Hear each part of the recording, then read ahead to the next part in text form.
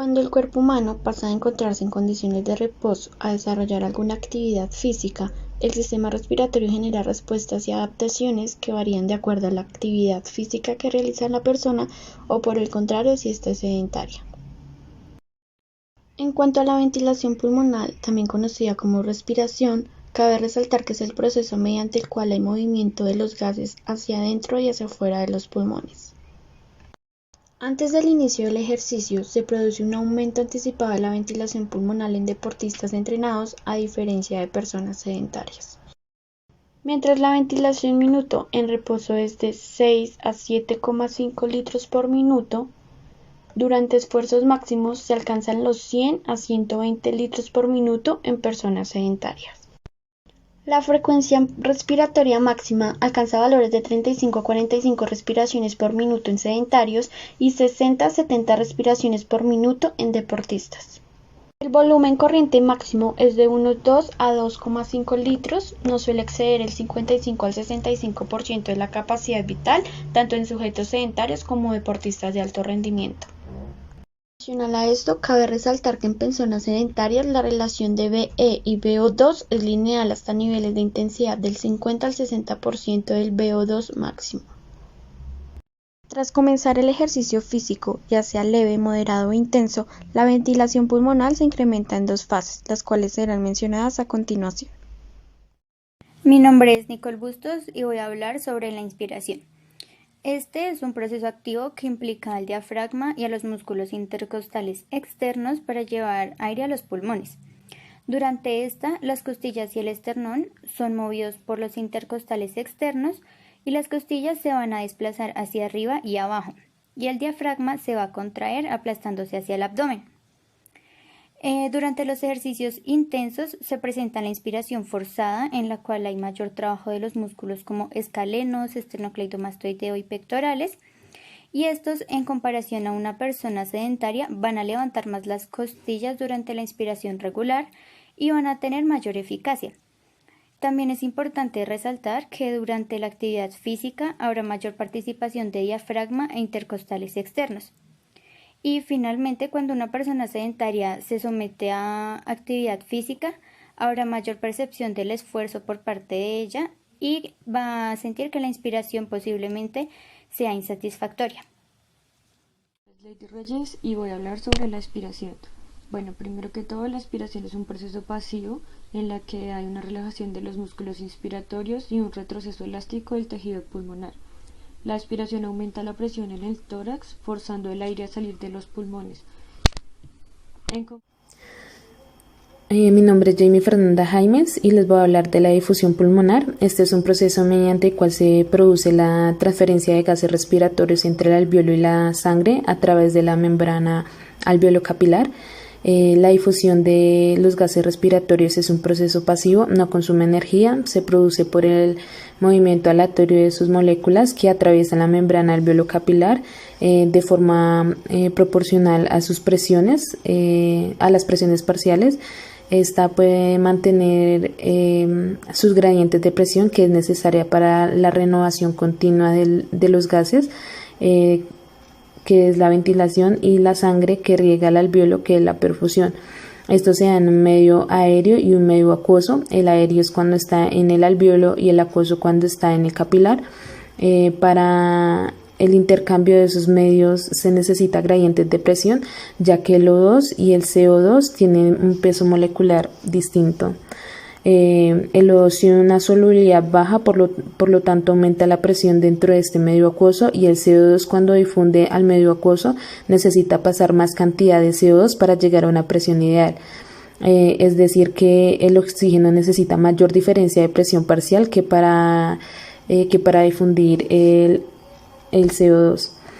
Este intercambio sucede por la presión del capilar al alveolo, donde el capilar tiene una presión de 104 miligramos de mercurio, siendo mayor que el área alveolo, que es de 40 miligramos de mercurio, que hace posible la perfusión. Y para el CO2 ocurre lo contrario, que es la presión del que tiene el plasma sanguíneo, que es de 45 miligramos de mercurio, y el alvéolo es de 40 miligramos de mercurio, permitiendo el intercambio de presiones y pues de gradientes, expulsando la expiración. El alvéolo se expande ya para complementar la difusión pulmonar. El alvéolo se expande y se colapsa al mismo tiempo de los movimientos de la ventilación mecánica de la inspiración y la expiración, permitiendo que la membrana alveolo-capilar sea más permeable y se permita el paso de gases entre el alvéolo capilar e inversamente para expulsar el CO2 del organismo por la expiración. En personas de reposo sedentarias se puede ver que generalmente tienen dificultad para respirar, ya que las personas pueden acumular líquidos que afecten la membrana, como el plasma sanguíneo ahí en toda la membrana alveolo-capilar, y al ser el oxígeno más denso, le puede costar más la perfusión para pasar al capilar, y puede generar fallas en el transporte de oxígeno y posteriormente metabólicas, produciendo patologías como la acidosis metabólica. También pueden haber fallas en el aparato respiratorio. Y no es capaz de mantener el adecuado intercambio de gases respiratorios entre la atmósfera y la sangre, no satisfaciendo las demandas de O2 y la correcta eliminación de CO2 como los desechos metabólicos. En deportistas se presenta adaptación de consumo de oxígeno para demandas metabólicas, y la adaptación de la difusión de gases se presenta en la permeabilidad de la membrana alveolar. También cabe resaltar que en actividades físicas se pueden ver variables que afecten al deportista, que una de ellas es la altura, por el cual el deportista debe hacer una adaptación de menor presencia de oxígeno, ya que la presión de diferentes ciudades o de ámbitos donde se entrena es diferente. En la membrana respiratoria se da el intercambio de gases del oxígeno hacia la sangre y del dióxido de carbono hacia los alvéolos. Esto se da por medio de la difusión, donde se da el paso del soluto a través de una membrana de permeabilidad selectiva. Esto se da desde un medio de mayor concentración a uno de menor concentración, y en este caso el soluto es un gas. Ahora la presión está producida por los impactos de una partícula en contra de una superficie y de la presión del gas. Esta es proporcional a la suma de las fuerzas de los impactos de todas las moléculas de ese gas, que lo que hacen es chocar en contra de la superficie en cualquier momento.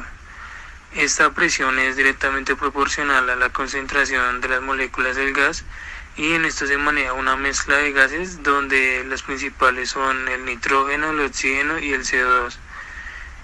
La velocidad de difusión es también proporcional a la presión que genera este gas, y esto es lo que vamos a llamar presión parcial. Algo importante es la presión atmosférica. A nivel del mar, esta está a 760 milímetros de mercurio, y mientras más alto a nivel del mar, menos será la presión atmosférica. De estos 760 que tiene la atmósfera, el 78% le corresponde al nitrógeno, que son aproximadamente 597 milímetros de mercurio. Ya al oxígeno le corresponde el 21%, que son aproximadamente 159 milímetros, y por último tenemos el dióxido de carbono, que le corresponde el 1%, con una presión de 4 milímetros de mercurio, para un total de 760, que es lo que es la presión atmosférica. Aquí, en el ritmo al que el oxígeno se difunde desde los alvéolos hacia la sangre, recibe la denominación de capacidad de difusión del oxígeno. Para una persona que está en reposo, esta está alrededor de 23 mililitros de oxígeno, se difunde por la sangre pulmonar cada minuto por cada 1 mililitro de mercurio de diferencia de presión. En personas no entrenadas, esta puede aumentar hasta los 45 mililitros por kilogramo por minuto y hasta 80 mililitros por kilogramo por minuto en deportistas de élite. Durante la realización de ejercicios, el flujo sanguíneo a través de los pulmones es mayor debido al incremento de la tensión arterial.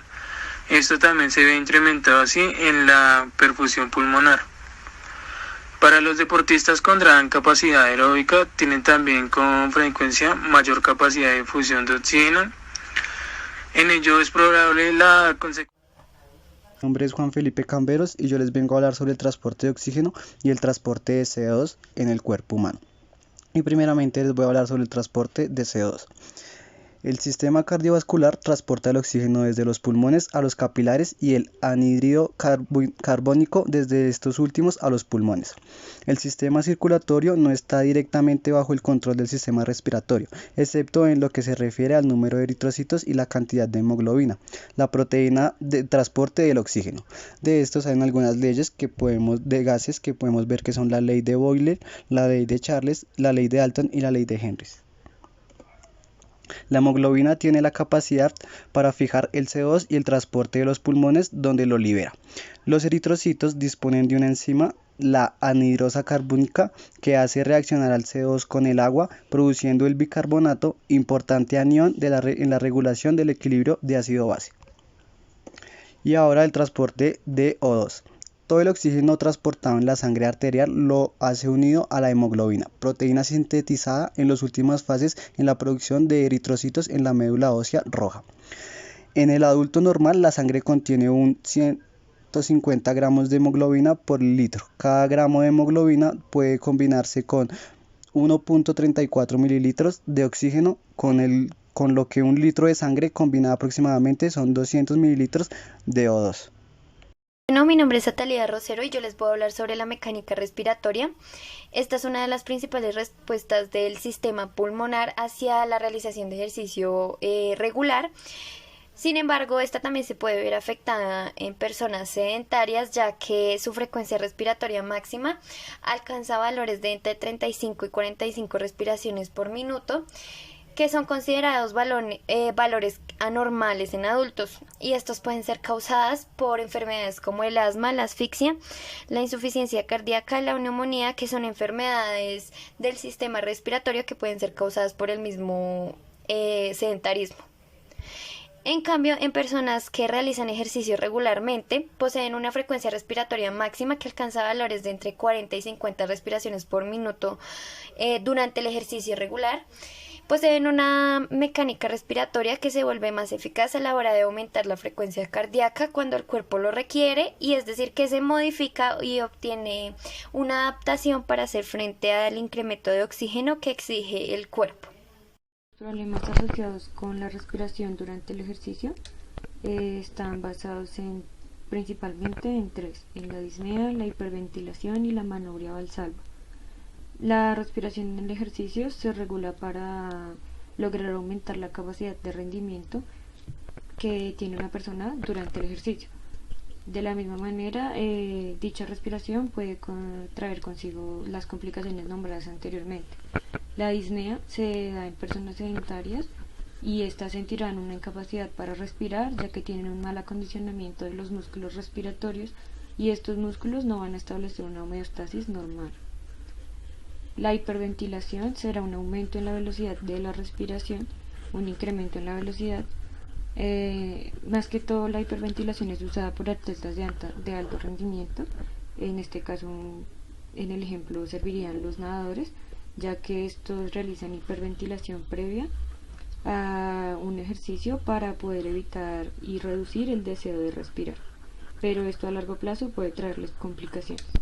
Y la maniobra valsalva es una maniobra que deben evitar las personas sedentarias, porque estas personas tienen limitaciones cardiovasculares al no tener ningún tipo de adaptación. De la misma manera, es una maniobra para personas que logran levantar objetos pesados, estabilizando la pared del tórax por medio de las altas presiones intraabdominales e intratorácicas. De esa forma se restringe el retorno venoso, colapsando las venas grandes y reduciendo el gasto cardíaco. Gracias.